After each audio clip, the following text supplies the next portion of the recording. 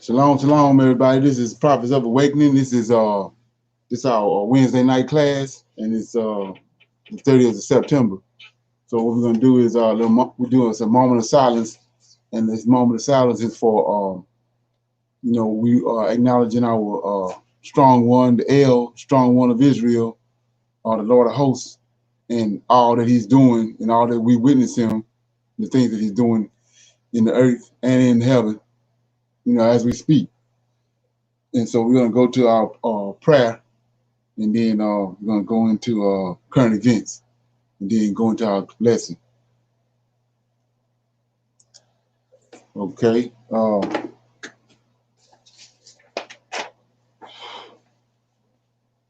Lord, we come this day praising Thee, worshiping Thee, Thy might and power and great understanding. Oh Lord, the end times that You have foretold unto us, our forefathers, are upon us. Oh Lord, give us strength and wisdom to endure all that Thou hast foretold. Give us, oh Lord, the knowledge and to rightly divide Thy word, that they are delivered in righteousness and in truth. There is great confusion among Your inheritance, O Lord. Now that You are awakening,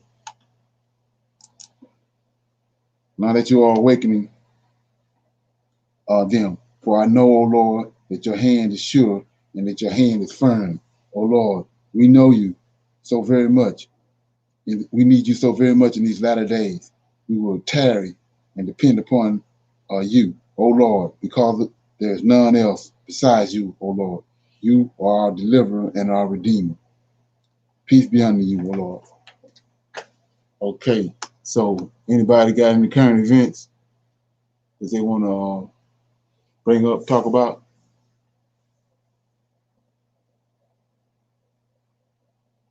Nobody got any current events? Okay. What I was going to talk about was I don't know if nobody's heard about it or nothing, but today California had a task force that's they all of a sudden out the blue they're considering reparations for slavery.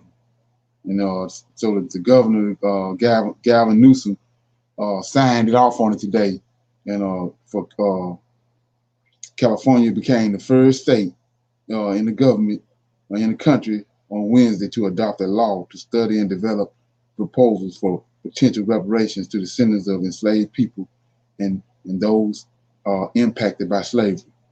This new law creates a task force to recommend appropriate remedies to the state legislation and determine who should be eligible to receive compensation, which advocates hope will become a model in a country where movements to make amends for centuries of slavery have failed to gain traction at the federal level. So they're starting to go from they move from the federal level, and they're coming and approaching this reparation thing from state to state, which makes sense. But yeah, I think that's kind of like I was saying, we was already anticipating this because of where we at, and knowing that they have plans to relocate us. We have to have finances in order to do it. And like I said, we see this it's manifesting itself. We're gonna see a lot more of that in the near future. So with that being said, anybody, like I said, anybody got any comments? They got anything current events they want to bring up? Yeah, what you just said pertaining to that is basically what the year of what's it called? The Yeah, return. international, yeah, the international decade for people of African descent. Right. The UN mandate, and I didn't think about it before until I mean we had talked about it not too long ago, but in the mandate it says calling on all states. Right. Exactly. So they all they doing is they just going by the protocol that they already has set up in the decade of the international decade of descent of Hmm. descent. They going right by the playbook, and that's one of the reasons how we had already knew that you know, this is gonna happen. This is gonna manifest itself. Yeah. So we see right on, they right on time. It's manifesting itself right in front of us. So, like I said, you know, it shouldn't be surprising. You know, yeah. So, what I'm gonna do right now is we dealt with you know, it's a lot of they so-called I guess you can call them Egyptologists, and they Egyptologists, so they don't necessarily deal with the Bible. They think that everything that happened with Israel and with Moses and all that came from Egypt, you know, because Moses was raised in the house of the Pharaoh, so they don't have an understanding of Israel and the history of Israel and all that. They don't deal with that. So, but the thing about it is, they come understanding what the you know, the timeline and the history of Egypt. They see beyond a shadow of a doubt that who Jesus is. So my thing is that it has to happen because this the thorn that's in our side right now is Jesus Christ, because you got Israelites waking up, but what they did, the story with him and the timeline and the history, and plug that in and tie the New Testament to our history, you know, got a bunch of Israelites still caught up in that. So my objective is now is to start bringing this information forward using using people like Bobby Hemmett and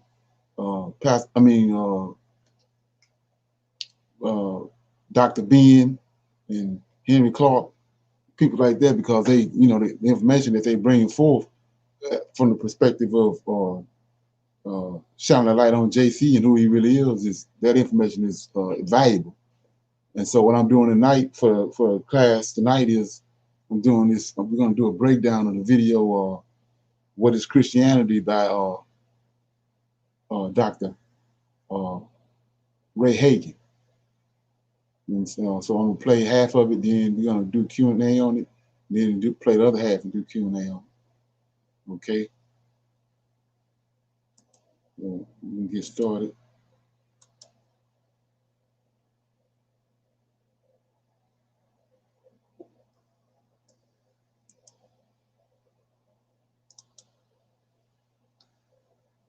Okay.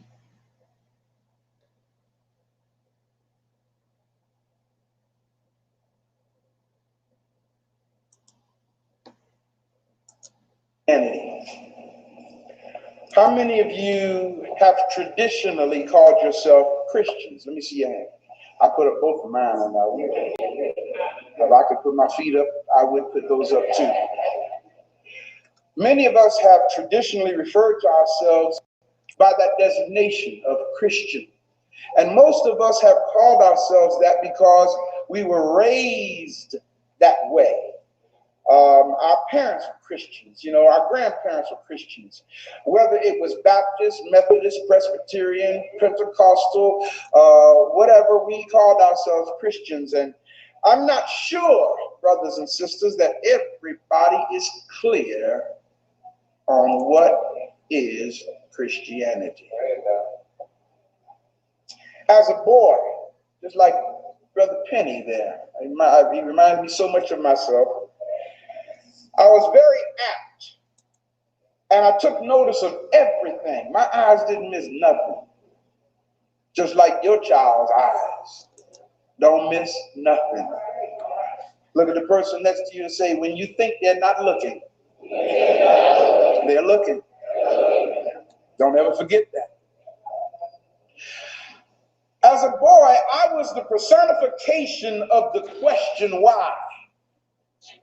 I asked why to almost everything. I remember my parents telling me, boy, don't ask so many questions. And you may have said that to your children now and again. I remember my parents saying to me, you don't need to know the answer to that. I remember that.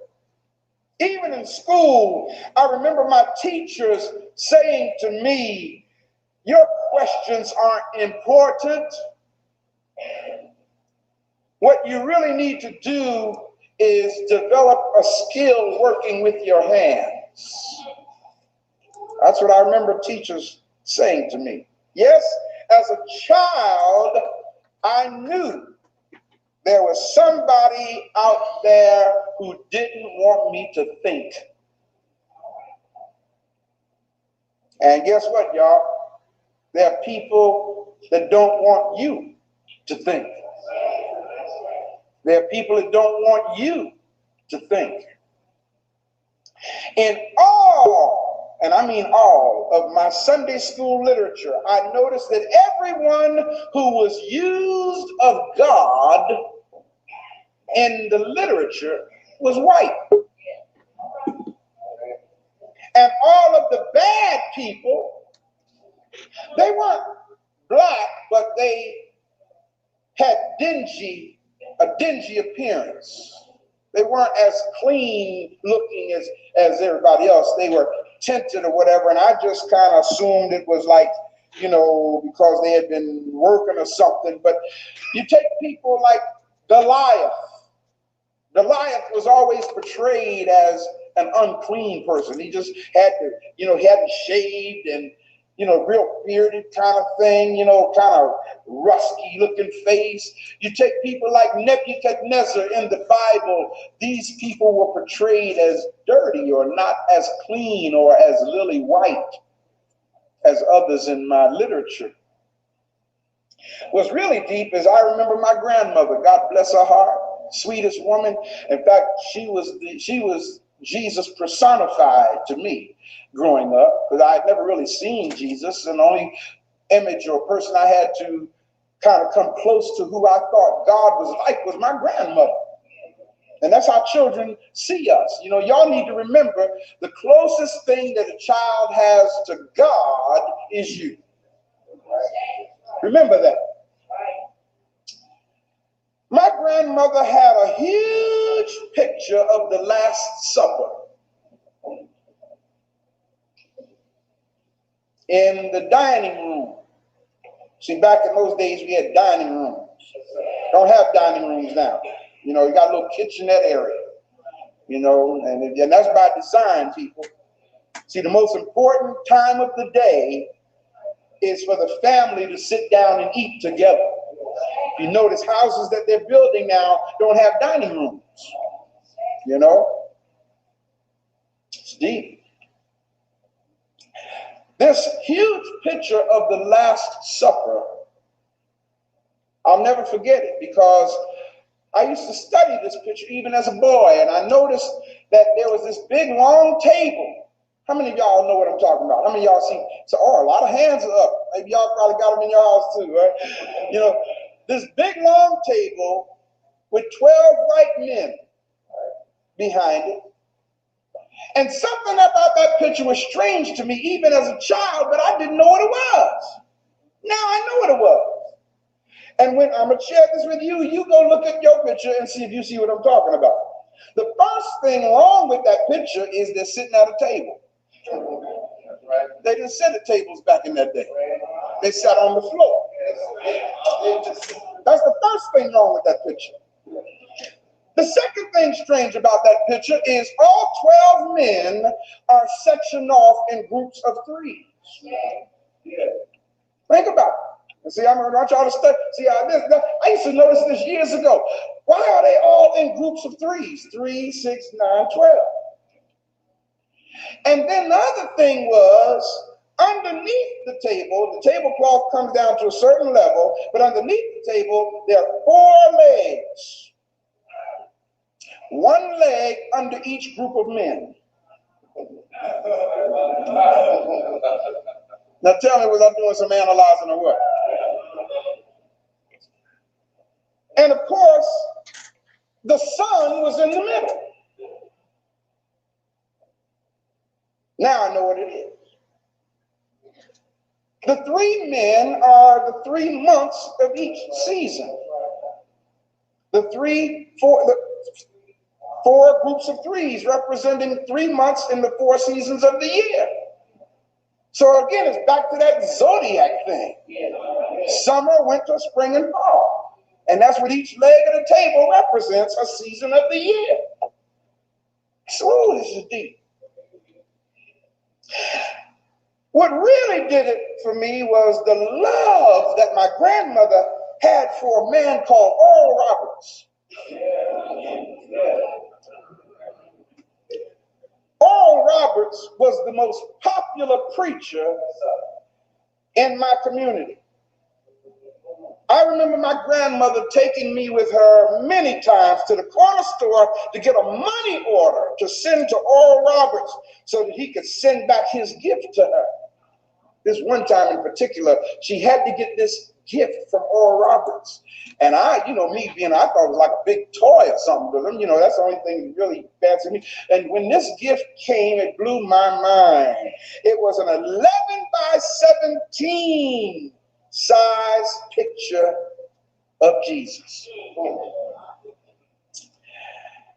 Of course, he didn't look like me. He didn't look like my grandmother. He didn't look like anybody in my family. But it was the most prized possession in our home. My grandmother hung this picture of Jesus up over the couch. That's what we called it. What do y'all call it? Sofa or something? I was a little boy. Y'all call it couch too? Okay. My grandmother hung this big picture, and it was huge to me. I'm a little boy, and it was 11 by 17 size picture. Hung it right up in the center of the wall over the couch in the living room. And the real thing that blew my mind is she told me, and I'll never forget these words, she said, Oral Roberts said, no matter where you move in the room, Jesus is looking at you.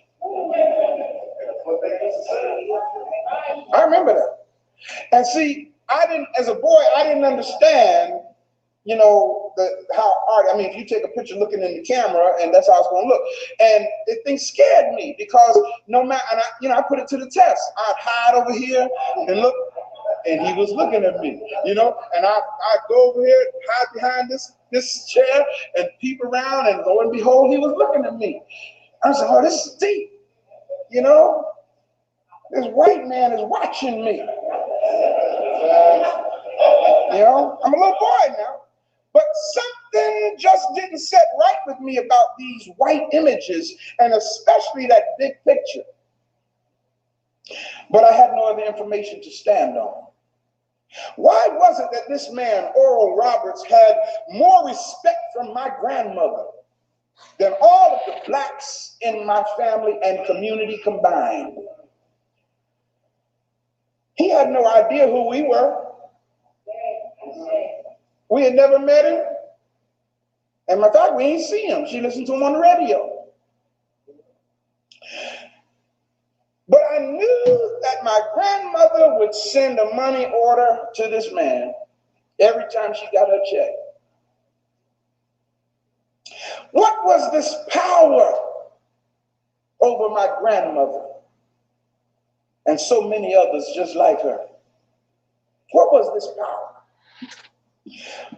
What was this power that made my grandmother stand in front of this 11 by 17 picture of this white Jesus and cry as she talked to it?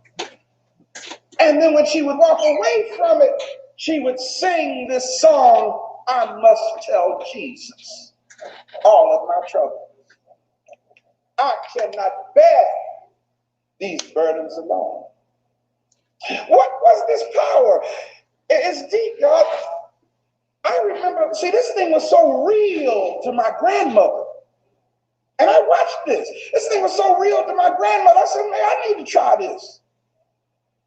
So I went and stood in front of it, looked up at it. And I talked to it, and when I talked to it, something said to me, you fool. Even as a little kid, I knew this picture wasn't going to talk back to me. You understand what I'm saying? And when I would talk to it, what really blew my mind is when I talked to the thing, guess what happened, y'all? My brain went to work, and instead of really looking for an answer back, I'm saying, wait a minute. Why is this picture in color? All of the pictures in my house are black and white. I mean, back at that time, it was black and white pictures, y'all. We hadn't come out with color pictures yet. So why was this picture in color? Again, the programming. Many years later, I was able to understand that the image that we were given to worship as our redeeming Savior, Messiah, was the image of the conquering European and our slave masters. In the definition of its true purpose, the subject again today is what is Christianity? So in the definition of its true purpose, and this is the Ray Hagen's definition. This is not out of Webster's dictionary. All right, it's not out of any resource. This is my own personal definition. Christianity may be defined as a Euro-Gentile psycho-philosophical vehicle of spiritual and intellectual enslavement, which has as its end three things. Let me say that part again. Christianity may be defined as a Euro-Gentile psycho-philosophical vehicle of spiritual and intellectual enslavement, which has as its end three things. The first thing it has as its end is the cultural, everybody say cultural, and racial superiority of the people who created it. Did y'all hear that? The first goal is the cultural and racial superiority of the people who created it.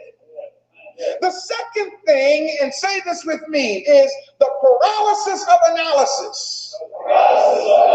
Come on, say it like you mean it. The paralysis of analysis. You know what that means, brothers and sisters? Paralysis of analysis means that you don't think. You don't exercise your critical thinking faculties. People say stuff to you and you just let it go in one ear and fall inside your head wherever it may, and don't even challenge it, question it, nothing. So the second goal of this program is a paralysis of analysis by those who believe in it. And the third thing is, and everybody say this, the perpetual empowerment of the agenda intended by it. Now, did y'all get those three things? Listen to me now. Listen to me. Number one, again, the cultural and racial superiority of the people who created it. Number two, the paralysis of analysis by those who believe in it. And number three, the perpetual empowerment of the agenda intended by it. In order for those, and I'm talking to you, my brothers and sisters, and those of you who are watching this, in order for those who have been misled to begin to see correctly, you must have a clear analytical understanding of the origin, of the strategies, of the mechanics, of the purpose and methods of the device that has blinded you in the first place. You must understand what it is that's blinding you. I remember reading about, I think it was Harriet Tubman that had the Underground Railroad, wasn't it? They tell me she freed 300 slaves. Ain't that what they say? According to record, she says, I would have freed more if they had known they were slaves. Isn't that deep? It's bad, brothers and sisters, when you are looking through the lenses or the paradigm of what your oppressor wants you to look through and think that you're seeing the truth. Oh, yeah. When it comes to the liberation of the African mind from European concepts, we must examine and re-examine again and again those agencies that has Europeanized our thinking until we are truly disconnected from the tentacles of their grasps. Everybody repeat this with me, please, or after me. When you adopt a God who is not in your own image, when you embrace literature that teaches you to hate yourself and love your enemy, when your oppressor and savior and your God and enslaver are one and the same, you become the principal agent in your own destruction. Did y'all understand that paragraph? Now, I noticed a lot of y'all just sat there and looked at me when I was trying to use a technique that we as educators use, and that is called restating what the instructor is saying so it'll help take up residence in your mind. But again, some don't want to wake up. Now let's try that again, all right? I'm looking at you this time, and I want to see who insists on staying asleep. Repeat this. When you adopt a God who is not in your own image, when you embrace literature that teaches you to hate yourself and love your enemy, when your oppressor and savior and your God and enslaver are one and the same, you become the principal agent in your own destruction. And that's what's been happening, people. Today, I'm going to help you see, if you want to see. I got to say that now, because I found out everybody don't really want to see. I'm going to help you see, if you want to see, the deception of the Euro-Gentile powers called Christianity. The creation of Christianity and the incarnated Logos Christ was not an act or event, brothers and sisters. It wasn't something that just happened and took root. It was a process that began in the year 332 BC and went all the way up to the year 553 AD. Y'all know that's almost 800 years. Listen to this. Almost 800 years of progress in making this thing take hold in the minds of the masses. Take it back, it's almost 900 years. Yeah. To this day, there is no historical data, archaeological or biographical evidence in existence to substantiate the life of anyone called Jesus the Christ. I don't know how many of you have ever heard of John L. Mackenzie. John L. Mackenzie is a scholar by their standards. And John L. Mackenzie, how many of you have ever heard of this thing called the Dictionary of the Bible?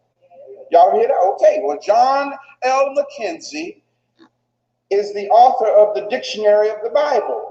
And on page 432, John Mackenzie states these words, and I quote, "The writing of the life of Jesus has been a major problem in New Testament scholarship for more than 100 years. After numerous shifts of opinion, the consensus of scholars is that the life of Jesus cannot be written. The reason is that the data for an historical biography does not exist. The only sources of the life and teaching of Jesus are in the four Gospels, and I will quote them in the order in which they were written and not in the order that we've been taught. Mark first, not Matthew. Then Matthew and Luke. And then John was added in the 4th century. So then how did Jesus come into existence? Well, let's help you understand, brothers and sisters, what it is that we were born into, raised by, and never really got a historical understanding of its origin. Everybody say Alexander. Now, as you know, in school, our youth are taught to call this man Alexander the Great. By the way, this is a real historical person. Alexander, in my opinion, there was nothing great about him. So I call him Alexander the Greek. I call him Alexander the Barbarian. See, it depends on whose perspective you're looking at. Now, if you're looking at it from a European perspective, then you might say Alexander the Great. I mean, if you look at Christopher Columbus from an Italian or Spaniard perspective, you may say he was a great man. You look at Christopher Columbus from the perspective of the Native American, he was a murderer. You follow what I'm saying? I mean, so it depends on whose perspective you're looking at this thing from. This man was an invader. He invaded Egypt in 332 BC, and when he went in, he removed the existing pharaoh and put himself in his place. Now check this out. You just walk up into a land, take the king off his throne, and you take the throne and you sit on it. But yet you have not the slightest idea of what it means to be a king in this culture. He insisted that the ancient Egyptian priest society would recognize him as a god, small G-O-D. See, brothers and sisters, one of the things you need to understand is in ancient Kemet, all of the pharaohs were considered gods, small G-O-D. And Alexander insisted that the secret order of Kemet would recognize him as a god and accept him into their spiritual institutions. Alexander knew that in order to effectively rule Egypt, he had to be accepted into their secret order. The Egyptians had a good habit in practice, though, and I wish we could kind of return to it today. The Egyptians did not accept, hear me now, hear me, they did not accept persons from other races or cultures into their sacred order. Y'all hear that? What did I just say?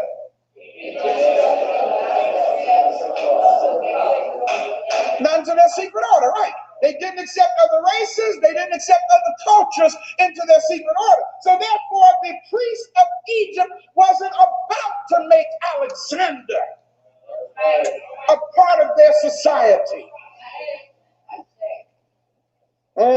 So what he did is he demanded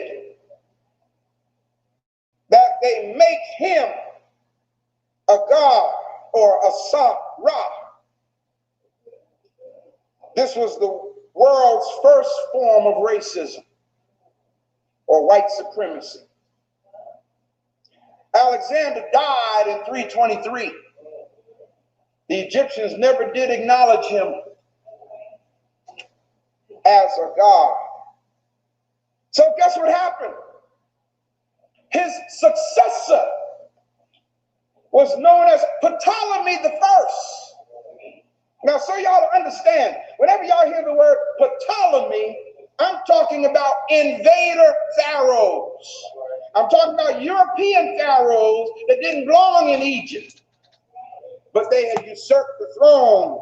And Ptolemy the First, nicknamed Lagi or Lagi, assumed the throne, and his nickname was Soter. Everybody say Soter. You might want to write it down. It's spelled S-O-T-E-R. So Ter, brothers and sisters, means Savior. Oh, shucks now. Watch how this thing comes into play. Y'all can say, that's how this happened. So Ter, his nickname means Savior. Well, and he was called that because of his many military conquests. So Ter also tried to get himself accepted into the ancient Egyptian priests' order. But he too was rejected. Why? He wasn't an Egyptian. In fact, he was a European who didn't belong in Kemet in the first place. Okay. So we're gonna let me get this. Okay.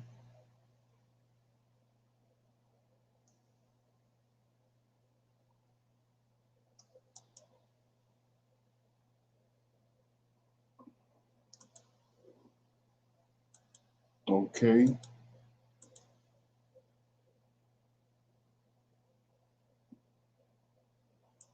Okay. You got any comments on what you heard? Anybody want to comment on that? We're gonna do the last 30 minutes.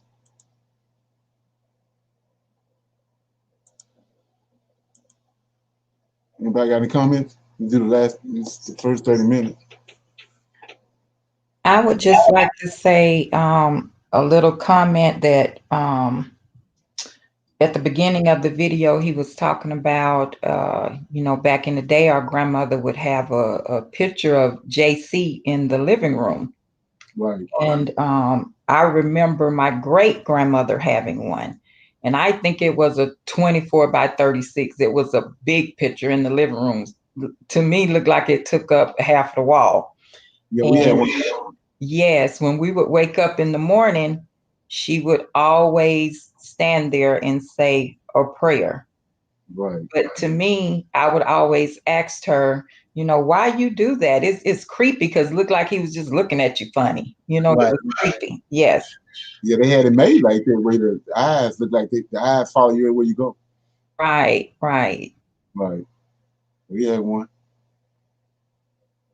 Ain't that something? Yes, it is. Right. Anybody else? Yeah, I thought it was interesting that he said that, they all wanted to be accepted, but the Egyptians didn't accept them. Right. Because they wasn't of their own kind. Right. And that's 101.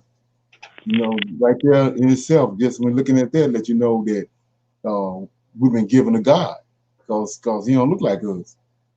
And like I say, with the 95% of the Israelites here now today, they want to take it, they want to remove him and make him white and make him black. But all you doing is, when they created him white.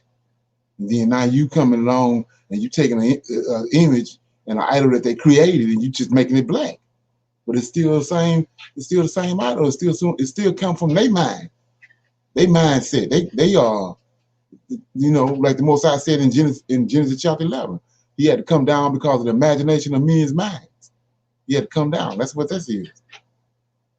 But they don't want to deal with it. Yeah. So anybody else got anything else? Because I had a couple things I want to shine a light on. Okay. Yeah. So one of the things was, I don't know if I dealt with anybody about this, but I was notice how he broke down the four gospels. He said Mark. He said in the order that they was created. Mark. Then he said Matthew and Luke came together. Then in the 4th century, John. So what is he talking about? Well, the Mark, the guy that concocted Mark was Marcion. It's Marcicoin. You want to check that out. He the one concocted that the narrative at the start. Then Matthew and Mark came later, and so it was so many holes in the 3 gospels. Then they created John, and John, when they created John, and you go back and read it, you're gonna see it's John answering all the questions that was left out of the story in the first 3 gospels. After so many people coming up and asking questions about this and that didn't make sense, they came with John and he answered everything. That's why he going elaborating when you first read it. Let me read some of it, show you what I'm talking about.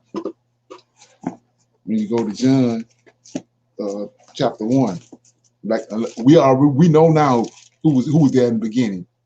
That it was Michael, the Lord of Hosts, was there in the beginning.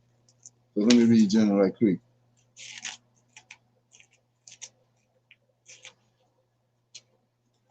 So it says, see, in the beginning was this was a problem back then before John came with Mark, Luke, and John. I mean with Mark, Luke, and Mark, Matthew, and Luke was a problem with it. So now they concocted John in the 4th century. It says, in the beginning was the Word, and the Word was with God, and the Word was God. The same was it. See how he going all the way out his way to make sure he put this in your head to put Jesus there. But we know in Genesis chapter 1 that it tells you that let me read it right quick. It says, in the beginning, God created the heavens and the earth was without form and void. Darkness was upon the face of the deep, and the Spirit of God, which is an angel, is a spirit. So, and the angel of God moved upon the face of the waters. So that's why he's saying all this right here in John 1:1. In the 1, I'm gonna read 1 through 4. In the beginning was the Word was with God, and the Word was God. The same was in the beginning. All things were made by him, and without him was not anything that was made. In him was life, and the life was the light of the men. See that? So he's going all the way out his way. Well, and you won't see that unless you get somebody to shine a light on it for you and show it to you. But we know in the beginning was Yahweh, and Yahweh created these 7 angels. The first one he created, first one he formed was Michael. And Michael means he who create. That's who's doing all this in what he's saying in verse 3. All things were made by him, by the Lord of Hosts. And then 4, in him was life, and life was the light of men. Well, it's 2 trees in the garden. When you understand what's going on in Genesis 1 and Genesis, it's 2 trees in the garden. One of them is these beings. One of them is the serpent, which is his name is Satan, Samuel, and the other one is Michael. The tree of knowledge of good and evil is Satan, and the tree of life is Michael. Okay, and so we see how they trick this off right here. And they want you to think all these gospels came at the same time when they didn't. Okay, and then another thing that was like I was explaining how when you get a foundation, then when somebody comes and brings some more truth to build on the understanding that you have, you just bring it in. So the brother just told you that Alexander went into Egypt, and that Alexander got on the throne. He dethroned the Pharaoh, and he became the Pharaoh. Just before they killed him. Then Bartholomew came, and where Alexander didn't succeed at, Bartholomew succeeded, and they made a god. They made an image for him, which is Serapis. They made a god for Bartholomew. So then you understand that 29th dynasty, which is the Ptolemaic dynasty, them Edomites, them Europeans.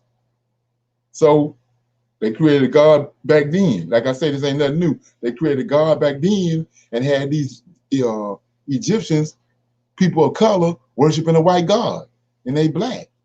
Well, they ain't nothing new under the sun. They got us doing the same thing. So it ain't nothing new under the sun. So, and like I said, the brother showing you, he laid the foundation to show you where all this started at. Okay, and then like I was saying before, Jesus, Jesus is the block. He's the blockade. He's the big wall that's up right now as the Israelites long before we woke up, and especially now that we are awakened.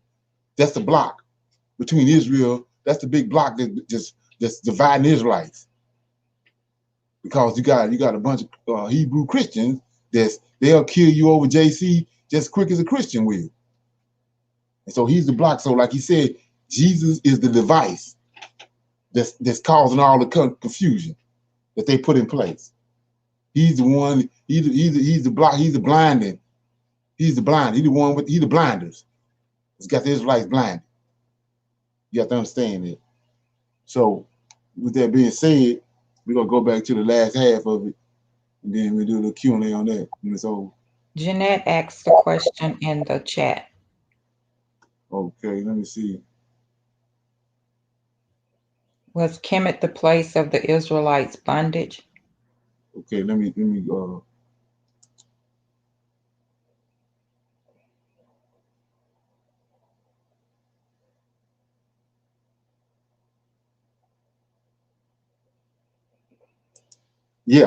Kemet, like I was saying before, Kemet, if you go to Genesis chapter, go to let me see where I'm going. Genesis chapter 10.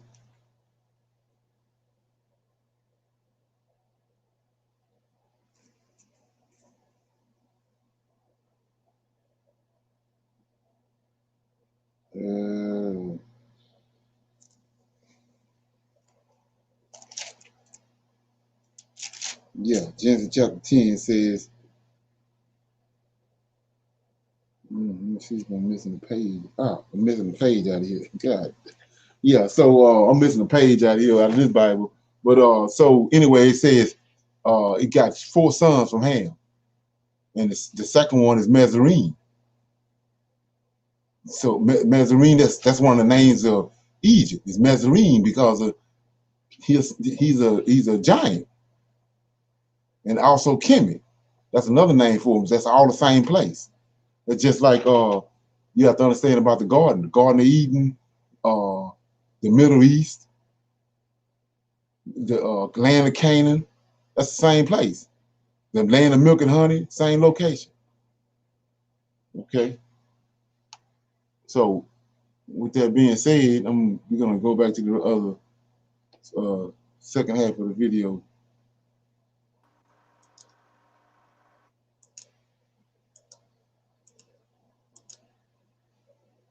Okay.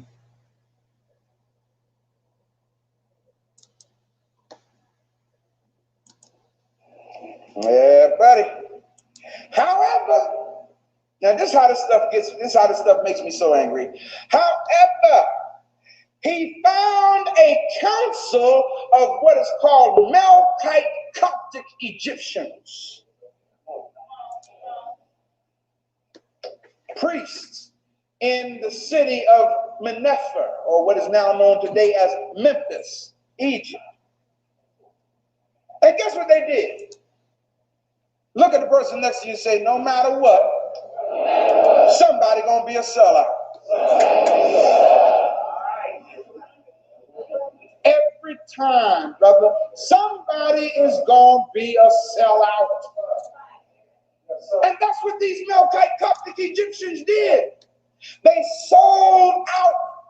They violated the ancient principles of not allowing foreign cultures or people into their secret order. And these priests in Memphis complied with the request of Ptolemy I and made composed a title for him. And what they did is they took the 2 names that were very special names in Egypt. The first name was Asar, who we call Osiris. The second name was Apis, which is the sacred bull in Kemet. They combined the 2 names, Asar-Apis, and came up with the word Serapis. Write it down, S-E-R-A-P-I-S. Can I educate y'all today? Y'all don't mind this education now, do you? See, the only way you're going to be free is educating your African mind. Serapis. It came up with the word Serapis. Now, the only place that Ptolemy I was accepted was there in Memphis. Throughout the rest of Egypt, they rejected him. So in his anger, let me tell you what the brother did. He went throughout Egypt and shut down all of the temples. Yeah, buddy. And this was the beginning of the elimination of the spiritual unity that the priests of Kemet maintained with each other.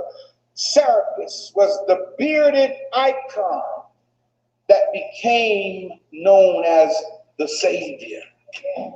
Y'all seen these pictures of the bearded Christ? Y'all ever notice Jesus always got a beard? After the closing of the temples in Kemet, Ptolemy I, or Soter, confiscated all of the divine, sacred, inspired writings which were written on papyrus scrolls and stored them in the only remaining temple in Memphis, and that was the one where they coronated him and made him Soter. From that time on, every Ptolemy ruler, every Roman ruler became what is called the Vicar of Serapis. Even up to today, we still have a man called the Vicar of Serapis, or Christ, and he's known as the Pope. Can I give y'all some more information? All right. Everybody say Ptolemy V. And the Rosetta Stone. All right, now let's come up a few hundred years. Now, just a couple hundred years, that far. In the year 197 to 195 BC, guess what they did, brothers and sisters? There was this stone that was created by a new generation of Melkite Coptic Egyptians who made up the general council of priests and priestesses in the Dionysian temple in Egypt, in Memphis, the same city. This stone was created to celebrate the first commemoration of the coronation of Ptolemy V. And Ptolemy V's name was Epiphanes. His nickname was Eucharistos. Everybody say that, Eucharistos. One more time, say it, Eucharistos. One more time. What word do you hear in there that's very special in the Catholic Church? Eucharist, right? The ritual that was created in honor of Ptolemy V, Epiphanes Eucharistos, was called the Eucharist and attached to the image of Serapis. Now follow this thing. Here you have this image of what we now today call the Christ, and now they have created this ritual of drinking some blood and eating some flesh and attach that ritual to this image, and now you see how it gets connected there. This ritual was also made a part of his title, and this ritual became the first order of service in the Dionysian and other religious temples in Alexandria and Antioch. The Roman Catholic Church, who did I say? The Roman Catholic Church, brothers and sisters, has deceived the world. I'll say it again. The Roman Catholic Church has deceived the world. Y'all hear me? They have deceived the world by teaching that this ritual is something called the Lord's Supper. This ritual existed long before a so-called Jesus was even born. The Roman Catholic Church still honors Ptolemy V. epiphanies to this very day in what is called the Epiphany. That's right. Where do you think they got the word from? The Epiphany, from Epiphanes Eucharistos. Also called the Little Christ. And guess when they celebrate it? Every year. From December 26th through January the 6th. And on the January the 6th, it's called the 12th night. The Epiphany. Well, that's how all this stuff started happening. Well, then it goes up a few more 100 years. You got all this stuff going on, and we're going to deal with it in depth as we deal with the council meetings in our 9 o'clock session in our midweek study. But now I want to touch on the 5 council meetings. The ecumenical councils of the Roman Catholic Church were the events, what did I say? The events that completely transformed what began with Ptolemy I Soter into the Euro-Gentile religion that dominates the Western world today through these Roman Catholic councils. You see, brothers and sisters, let me make it plainer to you. Approximately 305 AD, somewhere around that time period, 305 AD, there was a great controversy between 2 factions of Egyptian priests, the Melkite Coptic Egyptians and the exterior Coptic Egyptian priests. And this faction went on over the sacred writings. Over the what? Right. In other words, the sacred writings were of Egyptian origin. Long before there was a Matthew, long before, in fact, take that back, long before there was a concept of Matthew, Mark, Luke, or John, or Isaiah for that matter, or Ezekiel, or Daniel. The ancient sacred writings were written by the scribes and sacred authors of ancient Kemet. They wrote the words of the gods or the Metuneta on papyrus scrolls, and they kept them in the temples. And the Roman Empire became so powerful and such a tyrant that they demanded complete, absolute control. So they ended up securing these sacred writings. And these writings were handed to the Roman Emperor Diocletian. This controversy centered around the Serapis image. Follow this well. They were actually having an argument over this image, which the Roman Empire had decided to force upon the people. There was this brother. Thank God there's always somebody that's willing to stand up for the truth. There was this brother named Arius from Alexandria, a black man, an African, who stood up and said, wait a minute, I want y'all to know something here. I don't know, maybe he's a great ancestor of mine. I don't know. He stood up and said, I want y'all to know something. I want y'all to know that this image, this bearded figure that has become so popular, who we're all calling Soter or Savior, I want y'all to know that that image is a fabrication. It was made up to please this white pharaoh. Well, people had begun to accept this thing.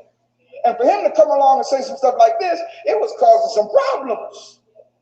So it literally resulted in a council meeting.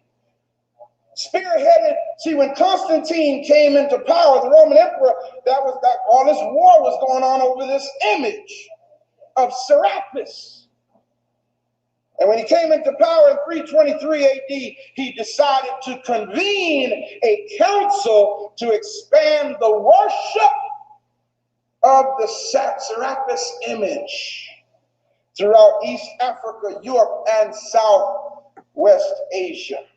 Now, follow this, people. In order for Constantine to do this effectively, he needed the spiritual validation of the exterior Coptic religious community. He already had the Melkite Coptic Egyptian community. He needed the exterior Coptic religious community to back him up. So guess what he did? Again, everybody say sell out. Lord have mercy. Y'all, this stuff ain't just happening today. The sellout's been going on for a long time. He found a sellout. He approached this bishop whose name was Sylvester. And he went to Sylvester and told Sylvester, listen, man, let me tell you something. I'm the Pope.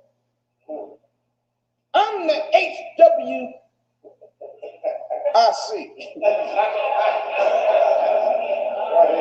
I guess I should say HNIC, huh?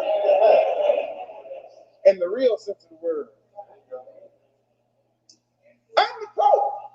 I mean, I'm the emperor. I'm Constantine, and I want to be recognized in the Egyptian order. What in the world is it about Egypt that white folks still trying to get up in there? Y'all hear what I'm saying? This ain't just start. It's something about the genius of Africa, the genius of Egypt. When they go there, they're in awe and they want to become a part of it. But they know that they have no ancestral connection to Egypt.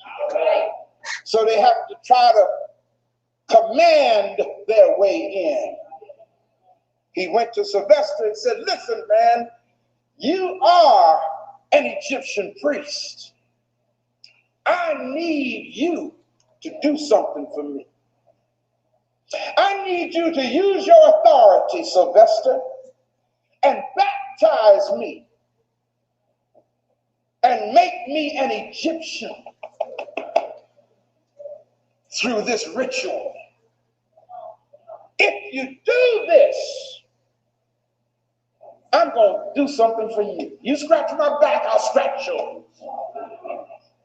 Is this thing making sense here?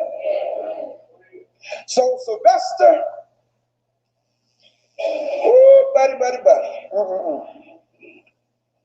baptized Constantine in the Egyptian sacred order. And that made Constantine a part of the belief system of ancient Kemet. Not really in his heart. You follow what I'm saying? But in order to rule effectively, he knew this was necessary. Now what the church has done, what the Christians have done, is they tell you that Constantine became a Christian. No. See, there was no Christianity at this time. Please understand this. What existed at this time was the ancient religion of the Northeast African people, and these Europeans wanted to be a part of it. So Sylvester baptized Constantine, and Constantine in turn made Sylvester the head of the Roman Church. Oh, check this out. This thing is deep. It's called politics. Same stuff goes on today. You see, Constantine's main purpose was to get the Serapis image accepted because the Serapis image was European. It was the Christ. Y'all following what I'm saying? So Sylvester began to set up his own council of bishops and clergymen who went along with Constantine's program. Ain't that something? If you can just get a few people to sell out, man. Y'all, do you think that we're going to have a time where the black community will stop having sellouts? How many of y'all think we'll have it, that day is coming? You don't think that day is coming? Okay. Well, something's going to have to happen.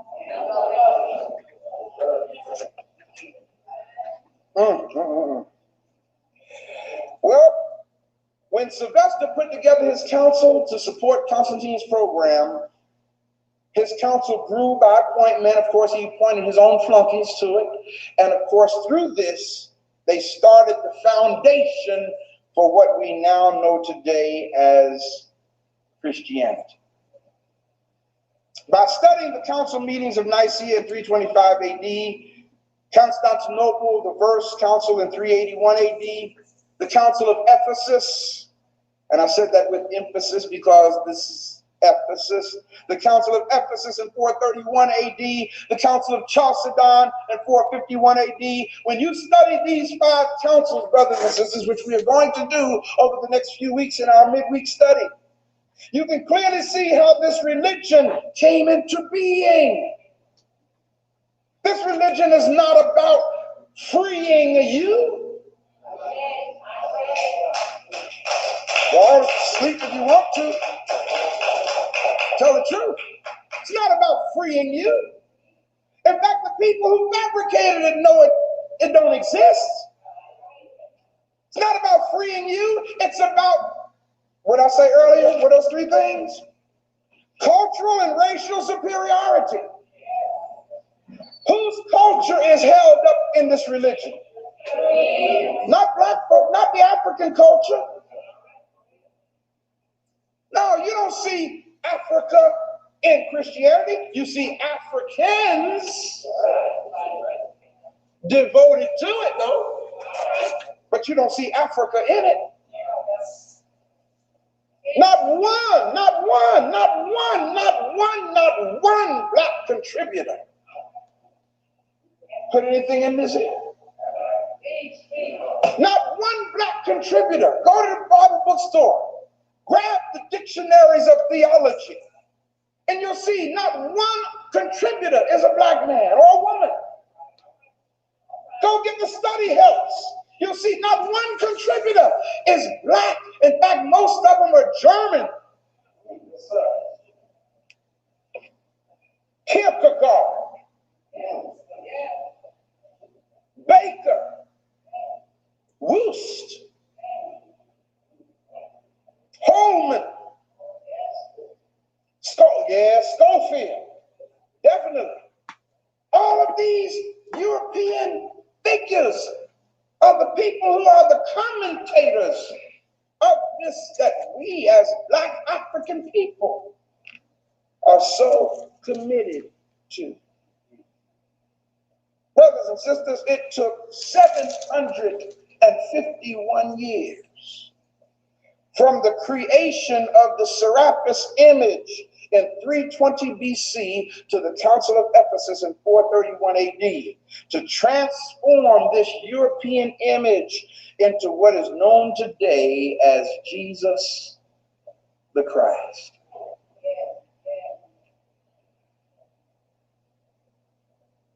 Therefore, now, I'll tell you the truth. Sometimes I refuse to. Yeah, did y'all mind that information? Now, I'm gonna tell you why I asked that question. Because the programmers know everything I just told you. But why didn't they put it in the Sunday school literature that we all grew up with? The programmers know everything I just told you, but not any of what I just showed you was taught to us in our growing up years. Why not? And that is because it's not about you being free. It's not about your liberation in their mind. For you see, the only way that they can maintain the power is make sure that you remain powerless. I don't think y'all caught that. I better say it again. The only way that they can maintain the power is be sure that you remain powerless. And how do they ensure us remaining powerless? By calling on something that's not even real.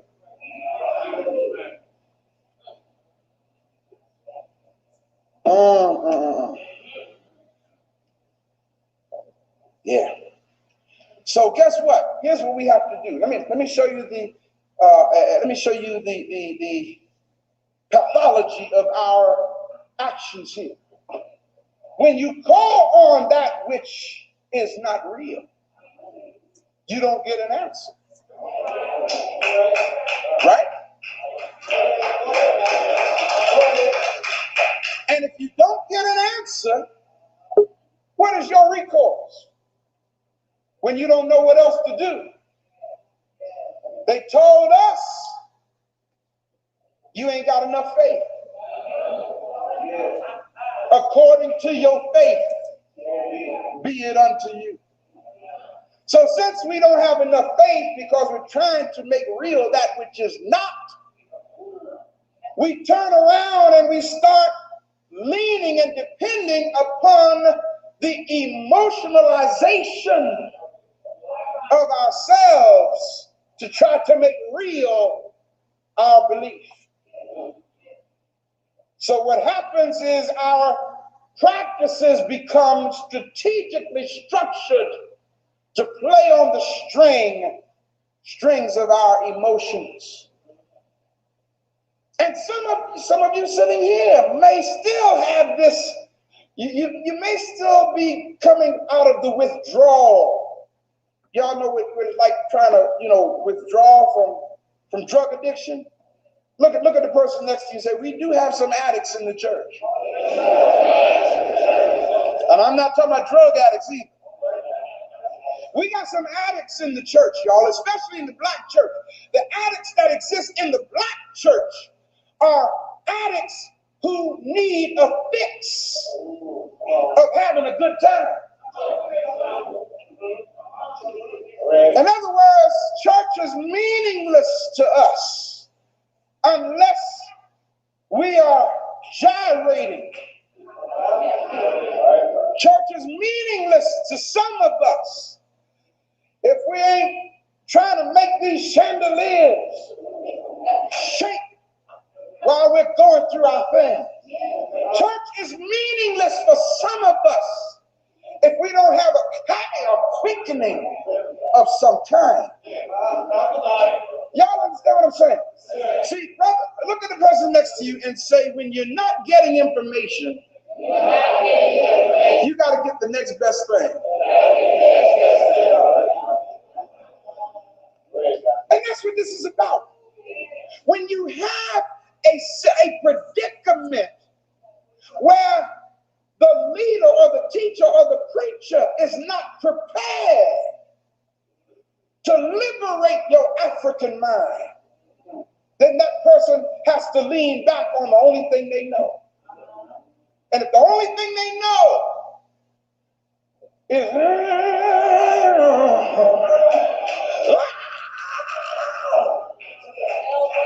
that's what you're going to get. Am I telling the truth? Brothers and sisters, that might be okay today. You just might need a boost of something today to make you feel a little better, anesthetize you. Maybe somebody called you last night and hurt your feelings. So today you need a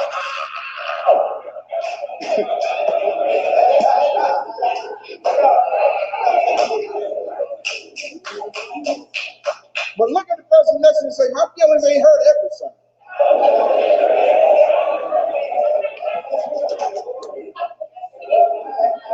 Because I'm telling the truth, after you do that for a whole 45 minutes, you don't know no more than you did before you got up that morning. You understand what I'm saying? And brothers and sisters, the only thing that's going to free your African mind is understanding the system that has imprisoned you. And once you know the truth,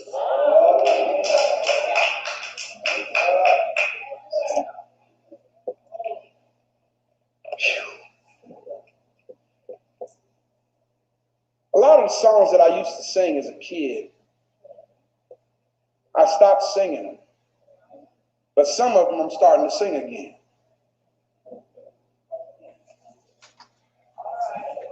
I'm serious. For example, one of the songs we used to sing when I was a little boy, Lord delivered me. Why should I be bound? The Lord delivered me. How many of y'all know that song? Some of y'all woke up as soon as I started singing. I mean, came to life.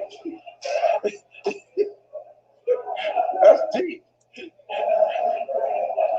Lord delivered me, why should I be bound? See, I stopped singing that for a while because it was like I was going through that transition stage. Now I sing it with a whole new African mind. I have been delivered. The Lord did deliver me. Yeah. But see, I used to be saying he delivered me from my own people. He delivered me from the doctrines of racism. He delivered me from the oppressor's snare. Why should I be bound? I will not be bound. Another song Sister Kirkendall used to sing this all the time, and I think she had the right idea. She just didn't know what she was singing. That's all, because the only thing she knew was English. You understand what I'm saying? She used to sing this song, my mind is gone. My mind is gone. I said, whoa, what that mean? You done lost your mind? Now, with my African consciousness, I can sing that song. My mind. In other words, the mind that Europe gave me, I don't have that mind anymore. It's gone. Yeah. I lost that mind. I got a new mind now for the new millennium.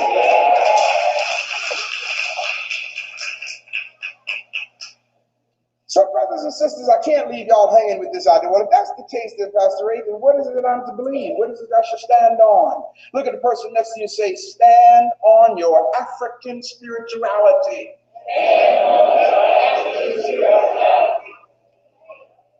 Now, see, the thing is, a lot of us are suffering from cultural and spiritual amnesia.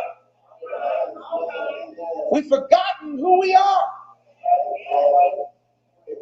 Many of us don't even remember our spirituality.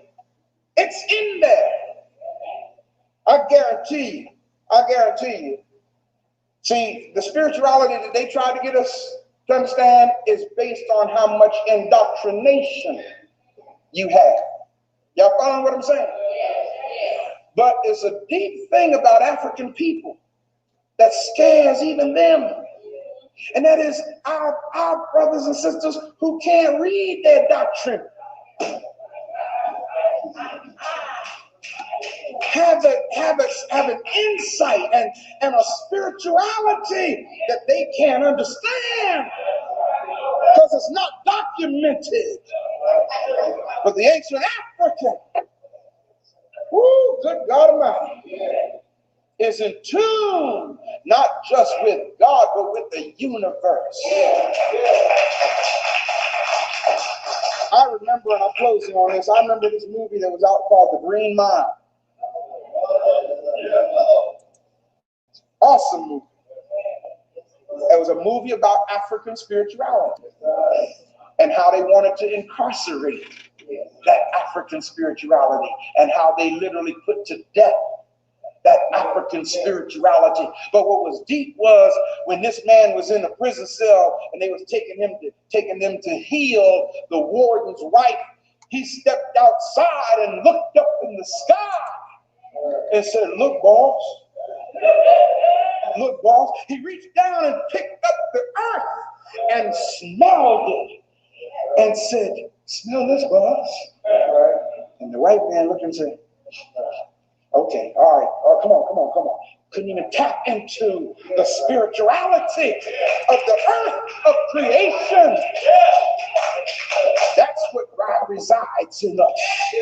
That is the spirituality, y'all, that told your great grandmother what to do when you were sick. Something inside her African spirituality would cause her to go outside and get into the earth and get some stuff out the earth, come back in the house, make it, and you take it, and tomorrow you be all right.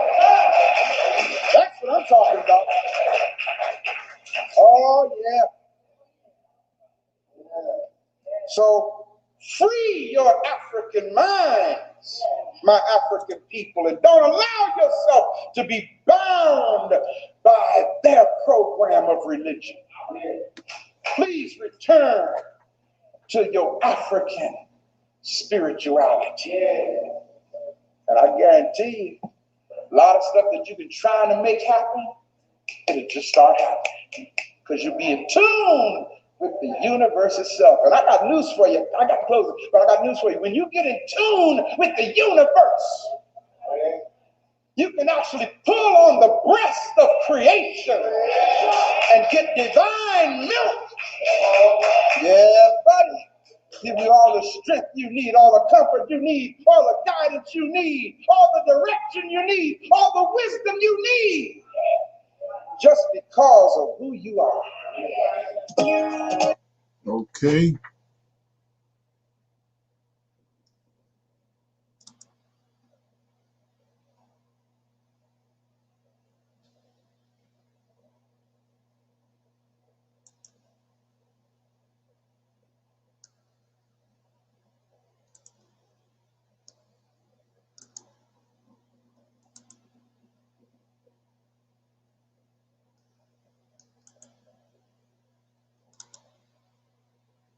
Okay.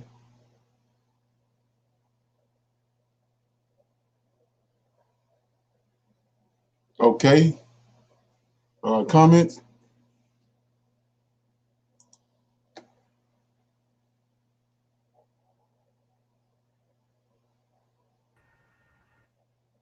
I'm just tuning in because I had an appointment, but Okay. I see someone else ask a question, but mine is well, actually, I'm gonna be still because I'm not unaware of what direction. No, go ahead. Go ahead. Just, I mean, you can come in off of whatever you came in on. Okay. Well, yeah, I'm gonna inquire because that's anyway about our abilities. Those of us that have the ability to heal now, um, is that like the gift we were given, or and beyond? Because I was thinking, it's just my own personal. I was just thinking, well, since we didn't know the Lord of Hosts, such as we do now, thank you. And I was wondering if it because of our connection to the Lord of Hosts that some of us are able to heal. Yeah, right. Yeah, that's why I can continue every chance I get to read Isaiah 44, 1-5. He says, thy seed. He's gonna pour his spirit out on thy seed in the last days. So the seed is just like I was saying in Genesis chapter 6. Only Noah and Shem was just only two seeds that was left from Adam. That's why the Most High had to come and bring the flood, because they was these fallen angels and all these other people that was around them was attacking them and intermingling with them till was what number two seeds, perfect seeds left, Noah and Shem. And so same thing with the Israelites. We was kicked out in 78. I mean, in 143 BC. The Most High said this is it was a buzzing multitude there. He had fulfilled his promise to Abraham, Isaac, and Jacob. They was like the sands of the sea. But he told them he's going to reduce that multitude, the seed, to where we are today. So he got a prophecy saying that he's going to come and help us, thy seed. He's going to pour his spirit out on our seed. Everybody dark skinned ain't Israelite, or that's black, that everybody have color in them ain't Israelite.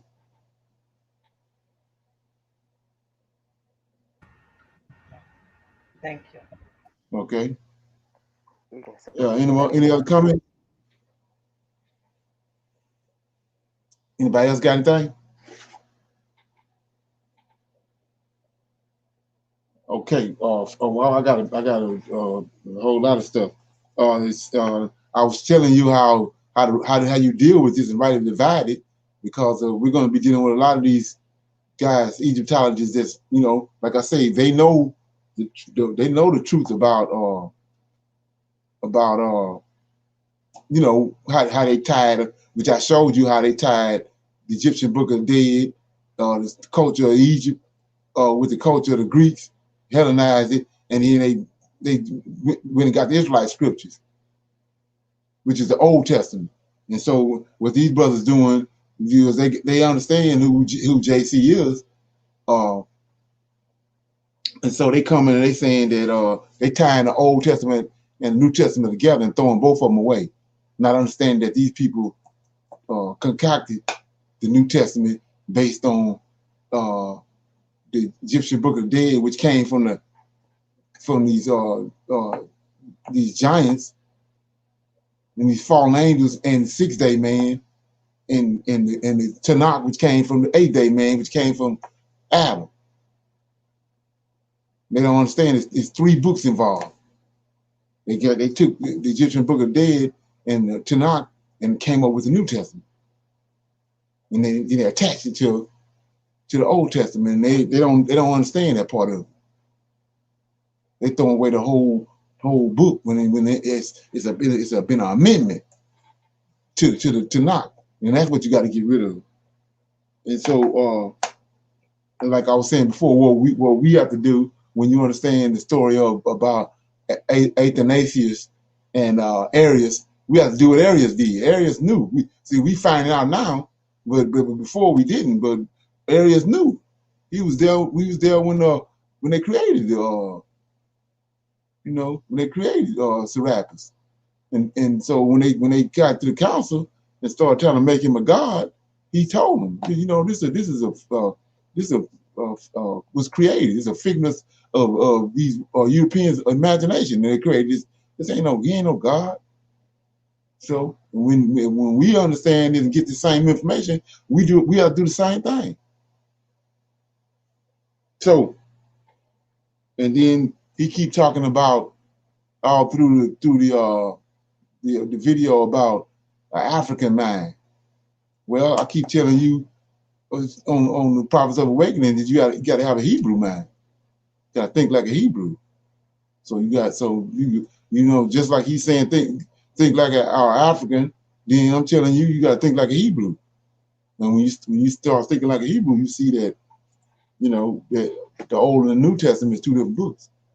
You throw away the Old. But I want to show you something else. Let me go through this first, then I go into that. So like he went through the whole thing, showed you how, and he gave us some more information that we hadn't even covered. But after they did all that, then they used typology, and they stuck him in the Old Testament. That's how they combined the 2 books.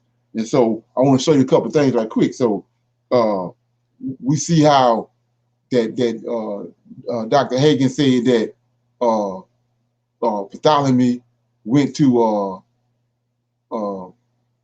this Egyptian priest and told him to baptize him. So what's the significance of that? Baptism came out of Egypt. It ain't come out of. You don't see nobody getting baptized in the Old Testament.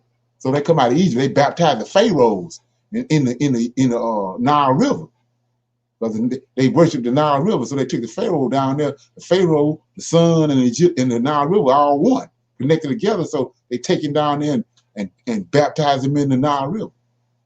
So I'm telling you that ain't no baptism ain't have no connection with us in the Old Testament. So the story they tell us is that through typology, that Jesus was baptized, and we get baptized just like the Israelites when they came out of Egypt, and the Egyptians after them, they went through the Red Sea. That's a type of baptism. So I'm gonna read and show you what the scriptures say. The scriptures say, this is Deuteronomy 20. It's Exodus 14 and 29.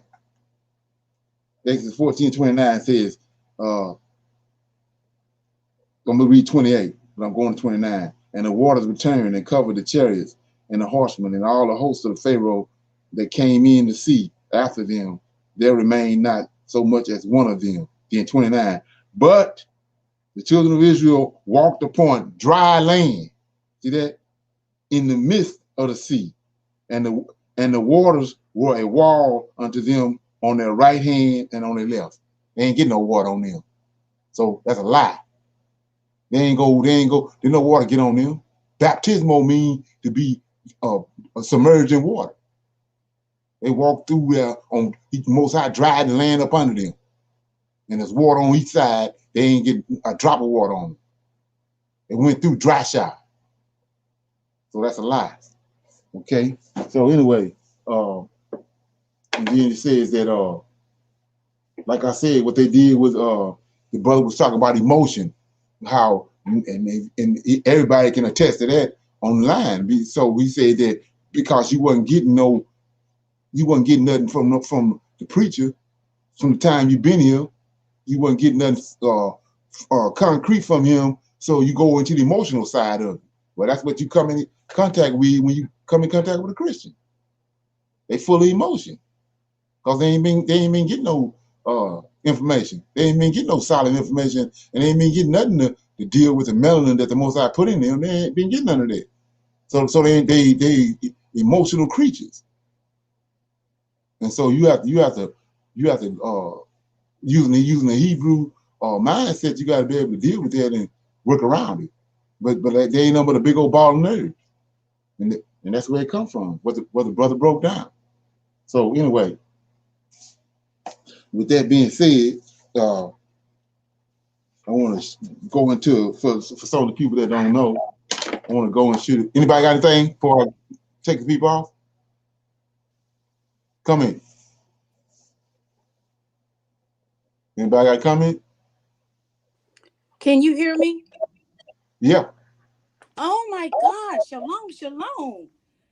Okay. Oh, I don't even know where to start. When we think about how we used to cry out to Jesus, and we felt like Right. we were being heard. Okay.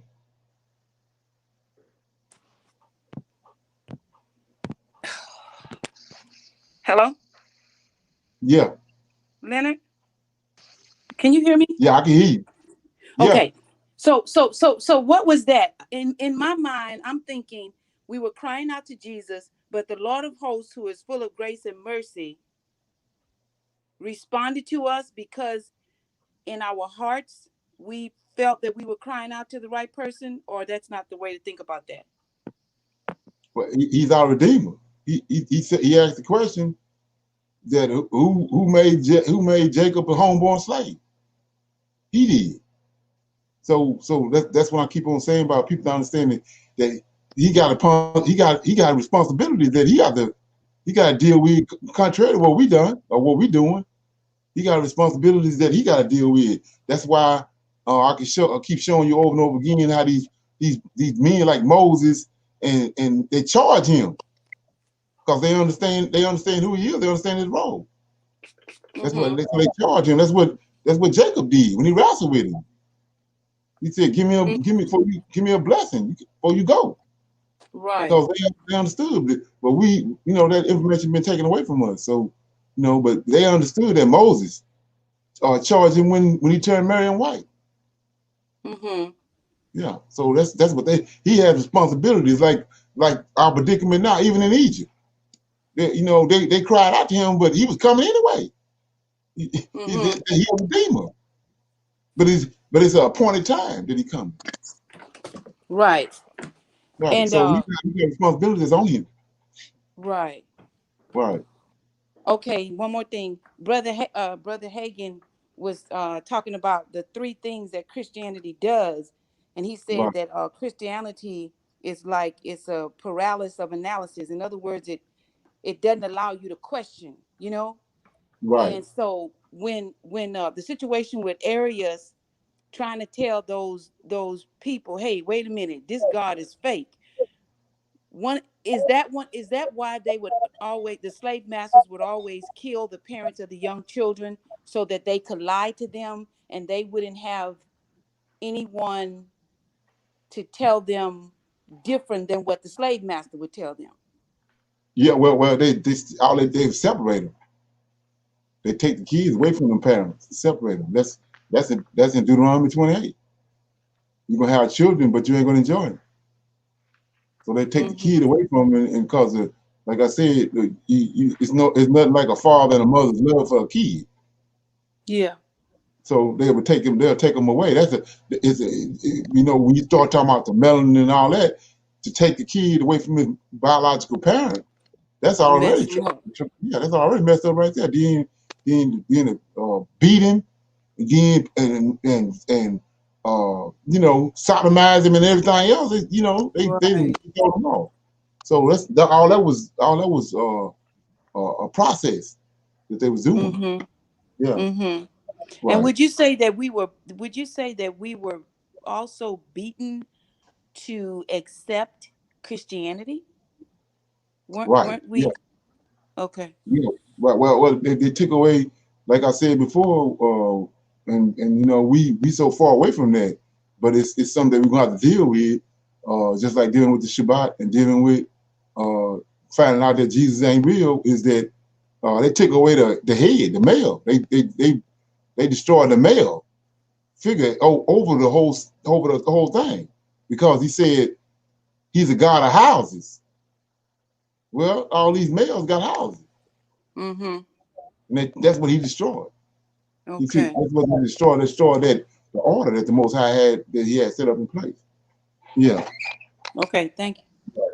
So what I'm gonna do is shine a light on Serapis, and like he was talking about how that we dealing with when you start talking about they and what they did and all that stuff.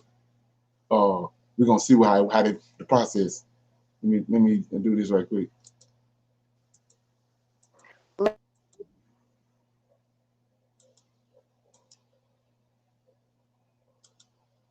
Okay, see behind me? This is Serapis. This is the image right here he's talking about. That's what Serapis made the Egyptian priest make. This image right here, this is how it started. Right here. Then it's over here, this Serapis. Like I say, you can see that it looks just like Jesus. And this the actual guy right here that he succeeded Alexander. This really the culprit out of those 4 generals. He's the culprit. Like I say, what you want to do is you want to watch the movie Alexandria, because when they put a lot of money into that movie. But this guy here, Bartholomew, is narrating the movie. The way they did the movie was he narrating the whole everything, telling the story of what happened with Alexandria and all that.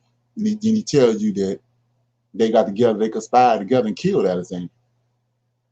But what, like I say, what we found out from Dr. Hagee is that Alexander went into Egypt first and became Pharaoh.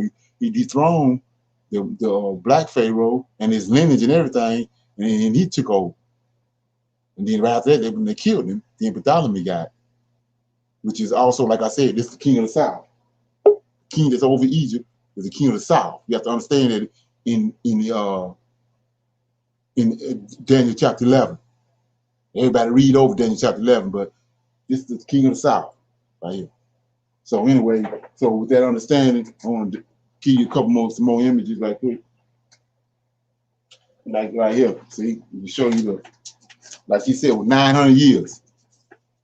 But this how it looks simple on here, but it was 900-year process where they did this. And you can take this right here and read Psalms 83. This is what Psalms 83 talking about.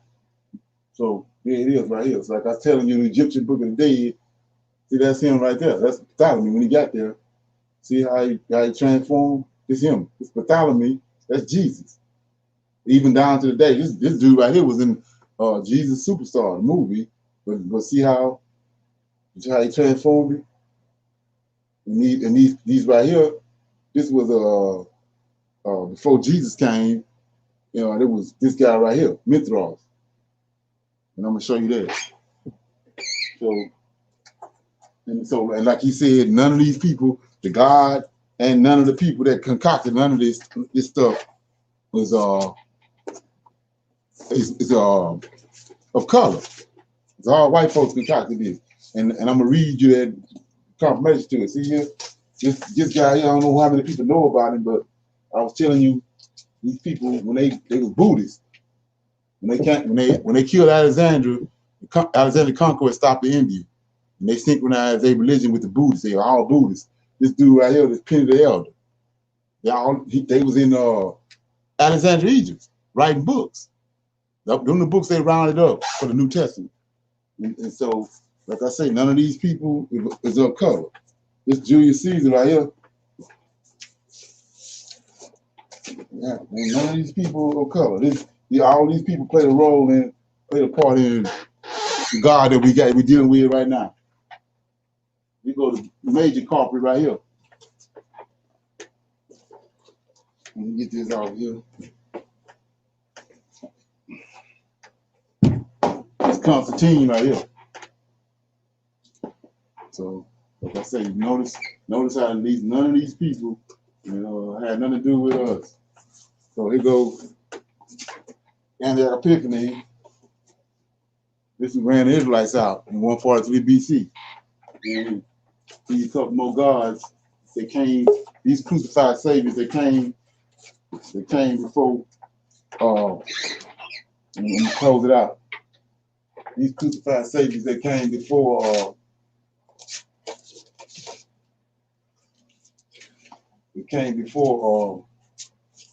Jesus. You got 17 crucified saviors. Jesus was 17 one. Yeah, 16 before him. They go Dionysus. All of them Caucasian from the West. So there you go. That's Dionysus, one of the crucified saviors. This Mithras, the one I just showed you. He came on the scene. Jesus predicated off of Mithras. So, with that being said, I'm gonna read something to you. And like I said, when I did the prayer in the beginning, everything the Most High said, it didn't came to pass. And so you gotta put all your money in the bank on that. Because whatever he said is gonna come to pass. You just gotta know what he said and what's truth and what's not true. So I'm in Deuteronomy 28.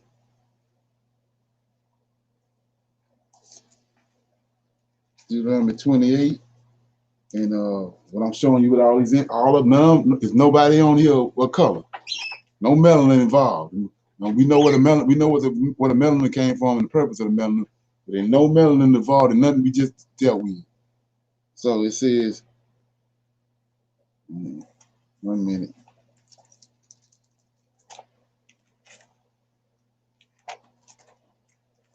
Deuteronomy 28. Got another Bible here. Deuteronomy 28, starting at verse 64, says, "And the Lord shall scatter thee among all people from one end of the earth even unto the other, and there thou shalt serve other gods." I'm showing you the gods, right? Which neither thou nor thy fathers have known, even wood and stone. And among these nations thou shalt find no ease, neither shall the soles of thy feet have rest, but the Lord shall give thee there a trembling of heart and failing of eyes and sorrow of mind. See, now I'm in Deuteronomy 32, and starting at verse 16, 32 and 16. They provoked him to jealousy, the Lord of hosts, with strange gods, with abominations provoked at him. They sacrificed unto devils, not to God, the gods whom they knew not, new gods that came newly up, whom your fathers feared not. Of the rock that begat thee, thou art unmindful and hast forgotten the God that formed thee. So, and when the Lord saw it, it abhorred them because of the revoking of his sons and his daughters. So we see right here how nobody of color, had nothing to do with none of this that was concocted. It was the Gentiles. And the Most High tells us all through Book of Jubilees, Book of Enoch, and the Book of Jasher that the Gentiles, which is Japhet, is our enemies. And that's who we're looking at behind us. Japhet teamed up with Esau. And they concocted all this information that is being revealed on this video and on Prophets of Awakening. So, with that being said, bring everybody up. And if they want to get any comments, then we're going to close out. Any comments? Leonard, I actually do have something. Can you hear me? I can hear you. Okay, so when you were talking about the baptism, so I was reading in the book of Adam and Eve, and when I read this part, it made me think about the baptism and that they stole it from us. So we know at the end, according to the book of Adam and Eve, that at the end times, we're going to be dipped in water, the living water, and we're going to be made whiter than snow, which just means purified. Right. And so when I read that, I automatically thought about, so that's where they got this idea of being dipped in water, being cleansed, and all of that, because that's exactly what's going to happen at the end. Right. Right. So that's all I really wanted to say. Yeah. So what you have to understand about that when in, like I was saying, in all these books, all this information, all this stuff was in Alexandria. So they had, like with Jesus, they had to go back. They had to stick him in all the material that people was reading, and all the material that they wasn't reading, they burned it up. But to justify the baptism, they stuck it over in the book of Adam and Eve, because if you go back to the temple, wasn't nobody getting baptized in the temple. They had to go wash themselves, clean themselves, but they weren't getting baptized. That whole concept comes from the Pharaoh going down and what he had to do, what people don't understand about that, is dying and resurrecting. He goes in on one side of the Nile and he come out on the other side of the Nile. That's what the baptism was. So, but in the book, I'm sorry. Go ahead. So in the book of Adam and Eve, though, it's not talking about like in our state now. It's talking about at the end, when we're all purified, our memories, all of the, like when it talks about like all of the pain that we've gone through, all of that stuff is going to be wiped away. Right, so, but it don't have to do with water. It don't have to do. Have you read the part I'm talking about? Yeah. I read the book of Adam and Eve. I just once I caught a grasp on it, I understood that what they was doing. They using they going back, and all the things that they concocted at the Council of Nicaea, they went back and found stuff in the Old Testament and in our writings to try to justify it. That's what they're doing with that. Oh, okay. Yeah, it's because, like I said, you don't see. If anybody was gonna get baptized, Abraham would have got baptized. Abraham didn't get baptized. You see what the brother just brought out was that Ptolemy told that the priest of in Egypt to baptize him and make him an Egyptian. So that means Egyptians were getting baptized. And like I keep saying, the scripture tell you that the Most High was Lord of Hosts speaking. He says, "My people, the Israelites, oftentimes went down into Egypt, and the Egyptian oppressed them."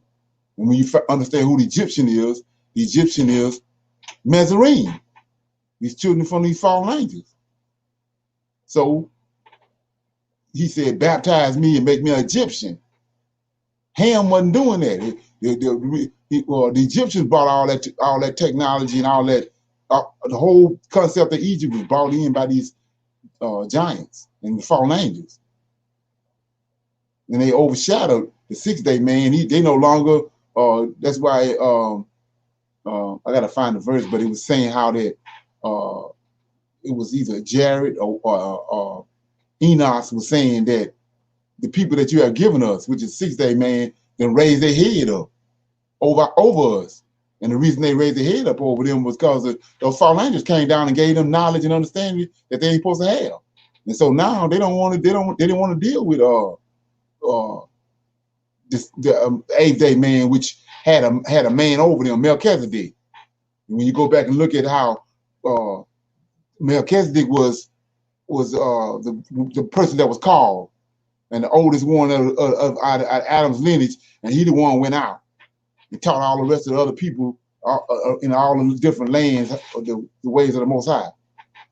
And so it tells you in Genesis chapter 10 and chapter 11, they rebelled.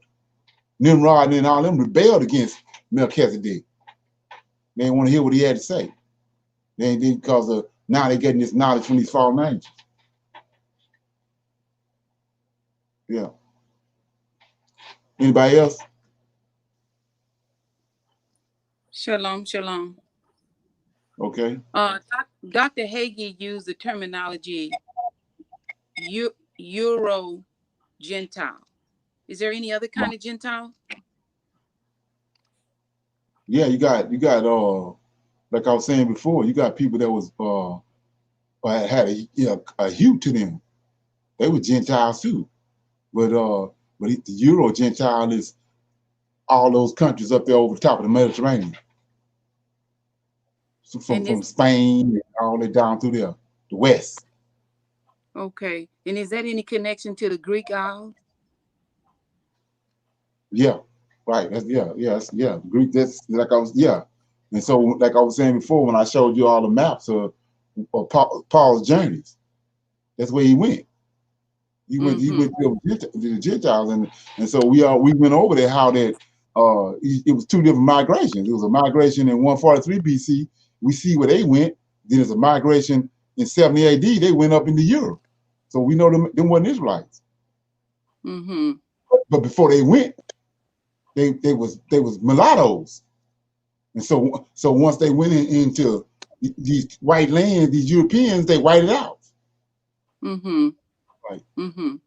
And you know, the way that Dr. Hagee presented it, first of all, I didn't know that Alexander had requested to be a pharaoh. Oh yeah, he came in and dethroned the pharaoh. Yeah, and so he wants to do the Egypt after, right? And so finding that out, I began. When you said that they never made Alexander a god, right? No, he wanted. No, they refused to. But like I say, they killed him. They cut him off.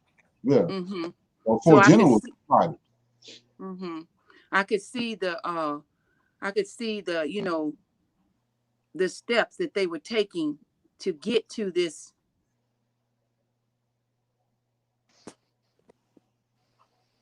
Yeah. I could see the step that they were taking to get to this Jesus, and they were, it's almost like they were angry, and they were adamant that at some point they were going to have a God that looked like them over those melanated people. Right. And then they that's another thing that people not understanding about when the scriptures, the Most High it's a mystique, and it's a shame to be white back then. So they was if you look at the Israelites, they had colonies where they sent the leper to. Mm-hmm. So they mad and angry, and the reason they are today because it was looked down upon for thousands of years. They weren't dealing with them. Right. They sent them away. Like the story they're telling about the kids when they first time they saw white folks, the Africans or the Israelites saw them. They said the little kids started crying because they couldn't. They said that somebody had stole their skin. So the kids was crying. So can you imagine that? That's why Exactly. they were shameful. It was shameful. So now they at the point, and then you another thing people not understanding about that too is that we know he turned Cain white, right? Yes. But he cursed the serpent. Serpent Exactly. will turn white. So the serpent he can't be turned back. So he making white good. It's him behind all that. He making Mm-hmm. white good. Mm-hmm. So then that brings into play, if you know anything about it, you're cold. Yes. Okay. Yeah. And like you say, there you got a creator, and then you have an imitator. So then Right. then the question is, what is he imitating? Right. Everything that man that the Lord of Hosts created, everything that the Lord of Hosts created, that 8th-day man to do, Satan wanna Yeah. get in there and imitate. He's trying to usurp it. He don't want. Yeah. Thank you. Okay. Anybody else? Okay.